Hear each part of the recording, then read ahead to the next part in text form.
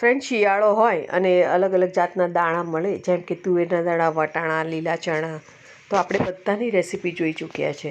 તો હવે આજે આપણે ત્રણેય દાણાને ભેગા કરીને બનાવીશું પુલાવ. તો એના માટે મેં અહીંયા 1.5 કપ બાસમતી ચોખા લીધા છે. એને આપણે સારી રીતે 2 થી 3 પાણીથી ધોઈ લેવાનું છે અને એને પલાળી દેવાનું છે. સાથે અહીંયા મેં અડધો કપ કરતાં થોડા વધારે એટલે તુવેરના દાણા લીધા છે, અડધો કપ વટાણા લીધા છે અને થોડા આપણે લીલા ચણા ઉમેરીશું. સાથે આપણે 1 કપ કાંદાની સ્લાઈસ આ રીતે કાપીને લીધી છે. લાંબી લાંબી સ્લાઈસમાં કાપી લેવાના છે કાંદાને. અને હવે આપણે કાપવાના છે લીલા આદુ, મરચાં ને લસણ. તો લસણનો ટેસ્ટ આમાં સારો લાગે છે વધારે, એટલે હું અહીંયા લગભગ 15 કળી જેટલું લસણ ઉમેરીશ. 1 મોટો ટુકડો આદુનો લઈશું અને સાથે આપણે 4 લીલા મરચાં ઉમેરીશું. લીલા મરચાં બહુ તીખા નથી એટલે મેં અહીંયા 4 લીધા છે. અને આ પુલાવ જો થોડો સ્પાઇસી હશે અને સાથે આપણે દહીંની સાથે જો ખાશું તો બહુ જ સરસ લાગશે. તો આપણા આદુ, મરચાં, લસણ કપાઈ ગયા છે. તો હવે આપણે એને વઘાર કરી લઈશું પુલાવનો. એક કુકરમાં લગભગ 4 થી 5 ટેબલસ્પૂન જેટલું તેલ લેવાનું છે. એની અંદર આપણે ઉમેરીશું 1 નાની ચમચી રાઈ. રાઈ તતડે એટલે આપણે એની અંદર ઉમેરવાનું છે 1 ટીસ્પૂન જેટલું જીરું. ત્યારબાદ આપણે સાથે ખડા મસાલા ઉમેરીશું, જેમ કે તમાલપત્ર, લીમડી, લવિંગ, 5 નંગ લવિંગ, 1 આખું વઘારનું મરચું લઈશું, તમાલપત્ર લઈશું અને 1 ટુકડો તજનો. આ રીતે આપણે બધી વસ્તુ અંદર ઉમેરી લેવાની છે અને આ રીતે થોડું સાંતળી લેવાનું છે. ત્યારબાદ આપણે કાંદા ઉમેરીશું અને કાંદાને થોડા આપણે ગુલાબી કલરના કરીશું. તો થોડો ગુલાબી કલર આવશે કાંદાનો તો એનો ટેસ્ટ અને એની જે મીઠાશ છે એ ખૂબ જ સરસ આવશે. એટલે થોડા ગુલાબી કલરના કાંદા સંતળાય ત્યારબાદ આપણે લીલા આદુ, મરચાં અને લસણ જે બારીક કાપીને રાખેલા છે તેને ઉમેરી લઈએ છીએ. અને એને પણ આપણે લગભગ 1.5 થી 2 મિનિટ જેટલું સાંતળી લઈશું. અને ફ્લેમ આપણે થોડી ધીમી રાખીશું, જેથી કરીને આપણું આ બધું બળી ન જાય. કારણ કે લીલા આદુ, મરચાં, લસણ ચોંટી પણ જશે અને બળવાની શક્યતા વધી જશે. એટલે આપણે થોડો ધીમો તાપ રાખીશું. સાથે આપણે ઉમેરીશું હળદર, ધાણા જીરું અને લાલ મરચું. લાલ મરચું તમે સ્કીપ પણ કરી શકો છો.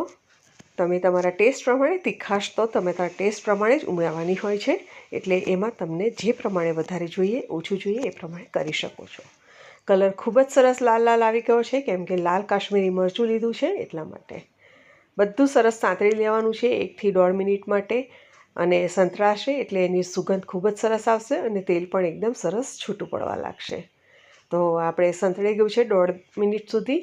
તો હવે આપણે એની અંદર ઉમેરીએ બધા દાણા, તુવેરના દાણા, વટાણા અને સાથે આપણે 1 મુઠ્ઠી જેટલા ઉમેરી લઈશું લીલા ચણા. એને પણ આપણે થોડીવાર આ રીતે 1 મિનિટ જેટલું સાંતળી લઈશું કે જેથી કરી બધા મસાલા એની અંદર સરસ ભળી જાય. ત્યારબાદ આપણે એની અંદર ઉમેરવાનું રહેશે પાણી. હવે આપણે અહીંયા 1.5 કપ ચોખા લીધા છે અને લગભગ 1.5 કપ જેટલા દાણા લીધા છે અને 1 કપ જેટલું કાંદા લીધા છે. તો એની સામે આપણે લગભગ 2.5 કપ, જે મેઝર કપનું માપ છે તે પ્રમાણે આપણે 2.5 કપ જેટલું પાણી રેડવાનું છે. જો તમારો ભાત નવા હોય તો તમે એમાં પાણી ઓછું ઉમેરજો, પણ મારા જે આ બાસમતી ચોખા છે તે ગયા વર્ષના છે, થોડા જૂના છે, એટલે એની અંદર મારે આ રીતે 2.5 કપ જેટલું પાણી ઉમેર્યું છે. એટલે તમારા ભાતની ક્વોલિટી પ્રમાણે તમારો ભાત કેવી રીતે પાણી વધારે કે ઓછું એબ્ઝોર્બ કરે છે એ પ્રમાણે તમે અંદર ઉમેરી શકો છો. 2.5 કપ પાણી ઉમેર્યું છે. હવે આપણે પાણીને ઉકળવા દેવાનું છે અને પાણી ઉકળે ત્યારબાદ આપણે એની અંદર સ્વાદ પ્રમાણે મીઠું ઉમેરી લઈએ છીએ અને ત્યારબાદ આપણે એની અંદર ઉમેરી લઈશું ગરમ મસાલો. ગરમ મસાલો અથવા તો તમે એની અંદર ઉમેરી શકો છો બિરયાની મસાલો, અથવા તો તમે એની અંદર ઉમેરી શકો છો ખીચડીનો મસાલો, પાઉંભાજીનો મસાલો કે પછી કિચન કિંગ મસાલો. એની ઓપ્શન તમને જે પણ ગમે તે મસાલો અંદર ઉમેરી શકો છો. પાણી બરાબર ઉકળી ગયું છે, તમે જોઈ શકો છો. તો હવે આપણે એને બરાબર હલાવી લઈશું અને એની અંદર ઉમેરી લઈશું થોડી કોથમીર. અને કોથમીરનો ફ્લેવર ખૂબ સરસ આવે છે, એટલે આની અંદર હું લગભગ 2 ટેબલસ્પૂન જેટલી કોથમીર ઉમેરીશું. અને બાસમતી ચોખા જે આપણે પલાળીને રાખ્યા છે તેનું પાણી કાઢી અને બાકીના ચોખા આપણે એની અંદર ઉમેરી લેવાનું છે. સરસ હલાવી લેવાનું છે અને આપણે 2 સીટી જ પાડવાની છે, વધારે સીટી પાડવાની નથી. કેમ કે આપણે જ્યારે પાણી ઉકાળ્યું તેની અંદર દાણા થોડા ઘણા ચડી ગયા હશે અને ભાત તો આપણે પલાળેલો જ છે એટલે એને ચડવામાં વાર નથી લાગતી.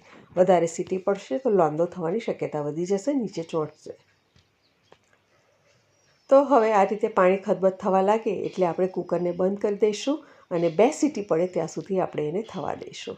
તમે જોઈ શકો છો દાણો દાણો એકદમ છૂટો છૂટો ખીલ્યો છે અને સરસ મજાનો આપણો પુલાવ બનીને તૈયાર થઈ ગયો છે. Thank you for watching our channel super સહેલિયા.